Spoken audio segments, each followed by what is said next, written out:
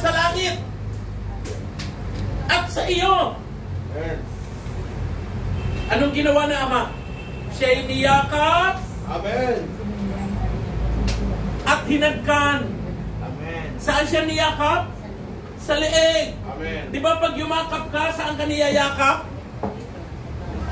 Sa braso. Hindi pangkaraniwan yung tatay na ito. Leeg ang niyakap niya. Hello? Amen. Leeg ang kanyang niyakap. Amen. Pagkatapos, ano sabi ng kanyang ama? Alipin, kunin ang pinakamagandang kasukutan. Bihisa ng aking anak. Amen. Kumuha ng panyapak, bigyan ng panyapak, bigyan ng singsing. Amen. Sapagkat siya'y namatay at muling nabuhay. Amen. Siya ay nawala at muling lumitaw. Amen.